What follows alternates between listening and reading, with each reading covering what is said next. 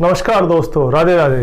दोस्तों, कुंडली के अंदर 12 भावों का हमने अध्ययन किया है, लेकिन आज हम जो नेष्टकारी भाव बताए गए हैं, जो दुखदायी भाव बताए गए हैं, उस पर कुछ चर्चा करेंगे। कुछ बिंदुओं पर मैं प्रकाश डालने का प्रयास करूंगा। दोस्तों कुंडली के अंदर 6ठा भाव, 8वां भाव और 12वां भाव, इसका जब भी हम अध्ययन करते हैं या हमारे भावेश इन भावों में चले जाते हैं, कोई भी ग्रह इस भाव में चला जाता है, तो विशेष रूप से ज्योतिषियों की या फिर लोगों की मान्यता यही बनती है कि ये हमारे लिए कष्टदायी होगा। दोस्तों, ये भाव कष्टदायी होता है, लेकिन विशेष परिस्थितियों में ये राजयोग कारक भी बन जाता है। विपरीत राजयोग के बारे में पिछले वीडियो में मैं चर्चा कर चुका हूँ। वो जो 6ठे भाव का स्वामी अगर 8वें भाव में या 12वें भाव में चला जाता है तो विपरीत राजयोग का निर्माण करता है। इसी तरह की कुछ और बिंदुओं पर मैं आज चर्चा करने के लिए आपके सामने प्रस्तुत हूँ। तो दोस्तों, मेरे साथ वीडियो के अंत तक बने रहिएगा और वीडियो पसंद आने पर लाइक ज़रूर कीजिएगा, सब्सक्राइब कीजिएगा और अपने कमेंट बॉक्स में देकर हमें अपनी राय जरूर दीजिएगा। दोस्तों कुंडली के अंदर 6ठा भाव, 8वां भाव और 12वां भाव ये विशेष रूप से महत्व रखते हैं। मैं आज चर्चा करूंगा 12वें भाव के ऊपर, लेकिन साथ में 6ठे और 8वें भाव के भी कुछ बिंदुओं पर साथ में प्रकाश डालता चलूं। 6ठा भाव जहां रोग कर्जे का बताया गया है, तो दोस्तों 6ठा भाव 5वें भाव से दूसरा होता है और 5वें भाव से दूसरा होने के कारण भाव से वो दूसरा भाव धन भाव का होता है। तो जहाँ 5वां भाव हमारी जन्म का है, पूर्व जन्म का है, इसको भी हम अपने जन्म से जोड़ते हैं, क्योंकि पूर्व जन्म के आधार पर ही इस नए जन्म का निर्धारण होता है। तो 5वें भाव से दूसरा भाव होने के कारण ये 6ठा भाव हमें कई प्रकार के सुख दे देता है। जहाँ रोग देता है, तो जन्म के साथ रोग से लड़ने की क्षमता भी देता है। एक प्रतियोगिता की भावना, एक द्वंद्व की भावना इस भाव में होती है। जहाँ शत्रुता देता है, तो शत्रु से लड़ने की क्षमता इसी भाव में होती है। ऋण और कर्जा देता है, तो विपरीत परिस्थितियों से लड़ने की क्षमता भी यही भाव देता है। तो जब प्रतियोगिता की भावना हम में नई शक्ति का संचार करती है, तो 6ठा भाव नरकगामी, दुखदायी क्यों होता है। इसी तरह हम 8वें भाव की बात करें तो 8वां भाव गुप्त रहस्यों का भी बताया गया है। जहाँ मृत्यु का भाव 8वां भाव कहा गया है कि इससे मृत्यु देखी जाती है कि किस तरह की मृत्यु होती है, तो दोस्तों 8वां भाव साधना का भी बताया गया है, सिद्धियों का भी बताया गया है, गुप्त रहस्यों का बताया गया है, गुप्त ज्ञान का बताया गया है। तो ये नेष्टकारी कैसे हुआ। 8वें भाव से हम जब साधना कर सकते हैं, ईश्वर प्राप्ति कर सकते हैं, 8वां भाव अपने आप को साधने का होता है, तो ये नेष्टकारी कैसे हो सकता है। जहर जहर को काटता है, उसी तरह 6ठा भाव, 8वां भाव हमारे लिए दुखदायी न हो गया। अगर केवल और केवल हम इसका सही उपयोग करना सीख जाएं, तो हमारे लिए यह विशेष फलदायी हो जाता है। इसी तरह हम अपने मुख्य बिंदु की ओर आते हैं 12वां भाव। 12वां भाव यानी व्यय का भाव, व्यय जिसे कहा गया है। दोस्तों, व्यय होना मानता हूं कि गलत होता है, दुखदायी होता है, खर्च हो जाना नुकसान होता है, लेकिन अगर हम इस भाव को साधें, इस भाव में कुछ अच्छाइयाँ ढूंढें, तो ये भाव भी हमारे लिए विशेष फलदायी हो जाता है। दोस्तों, ये जो भाव है, ये मोक्ष का भाव है, और मोक्ष व्यक्ति को तभी मिलता है जब वो अपना सब कुछ त्याग देता है, अपनी इच्छाओं को त्याग देता है, अपने अहंकार को त्याग देता है, अपने विवेक को त्याग देता है, अपना सब कुछ जो इस जीवन में उसने कमाया है, वो सभी कुछ यहाँ छोड़कर आगे बढ़ने की जो क्रिया है, वो है मोक्ष। मोक्ष के साथ साथ ये अगला जन्म भी है। हमें मोक्ष मिलेगा या अगला जन्म मिलेगा, ये हम जान सकते हैं 12वें भाव से।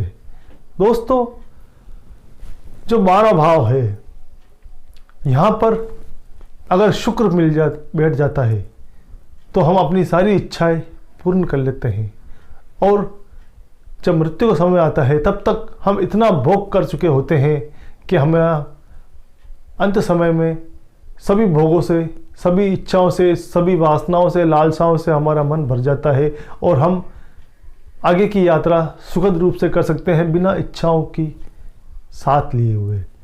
इच्छाओं की पूर्ति की कामनाएं हमारे मन में नहीं रह जाती हैं। इसी कारण यहाँ पर शुक्र जैसा ग्रह उच्च का बताया गया है। काल पुरुष की कुंडली में 12वां भाव मीन राशि को प्रदर्शित करता है। मीन राशि यानी ब्राह्मण वर्ण राशि। ब्राह्मण वर्ण राशि में ही शुक्र जैसा ब्रह्म ग्रह जो ब्राह्मण है वो उच्च का होता है।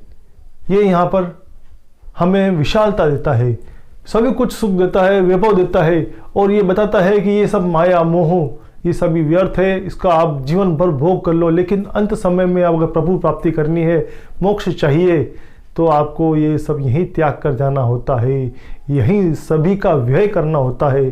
12वें भाव में शुक्र के होने का मतलब यही है कि भोग वासना का व्यय आप यहाँ कर बिल्कुल स्वच्छ होके आगे की यात्रा प्रभु मिलन की ओर आप आगे बढ़ें, वो होता है व्यय भाव। यहाँ पर मीन राशि जो गुरु की राशि है, गुरु की राशि का मतलब गुरु एक आकाश तत्व लिए हुए ग्रह है और वो एक विशालता लिए हुए होता है, और वो जब इस जल तत्व वाली राशि, ब्राह्मण वर्ण वाली राशि मीन राशि में का स्वामी होता है, तो एक विशालता लिए हुए ये ग्रह होता, ये भाव होता है। तो दोस्तों, अगर जब कभी गुरु इस भाव में आ जाता है तो वो मोक्षदायी हो जाता है, क्योंकि उसमें उस ज्ञान का, उस धर्म का एक विशालता लिए हुए होता है, और वो अपने साथ सब कुछ छोड़कर एक वैराग्य की स्थिति में आगे की ओर बढ़ता है। अब दोस्तों हम बात करें शनि की, तो शनिदेव इस भाव के विशेष रूप से कारक ग्रह माने गए हैं। शनिदेव को 8वें और 12वें भाव का विशेष रूप से कारक ग्रह माना गया है। इस भाव का वो विशेष अधिपति रखते हैं। उसका कारण यही है कि वो यहाँ पर वैराग्य देता है। शनि एकांत देता है, वो सभी से अलग कर देता है, विरक्ति दे देता है, वो सभी का त्याग करवा देता है। त्याग का मतलब व्यय हो गया, यानी अपनी सारी इच्छाओं को वो व्यय करके अपनी जो आगे की यात्रा है वो निश्चल मन से आगे की ओर बढ़ता है। सारे कर्मों का जो बोझ है, सारे कर्म जो हैं वो यहीं छोड़कर यहीं पर उसका वो व्यय कर देता है। आगे वो बिल्कुल हल्का होकर बिना वजन के, बिना कर्मों के कुछ भी साथ लेकर नहीं जाता है, वो एक शुद्ध आत्मा बन के आगे की यात्रा करता है। तो यही कारण है 12वें भाव को मोक्ष कारक माना गया है। शनि यहाँ पर व्यक्ति को संत बना देता है, साधु बना देता है, व्यक्ति को सब कुछ देता है, क्योंकि शनि में एक समर्पण की भावना होती है, और समर्पण वो शनि ही दे पाता है। अब हम विशेष रूप से जिस बिंदु पर चर्चा करना चाहते हैं वो है सूर्य। सूर्य आत्मा का कारक होता है।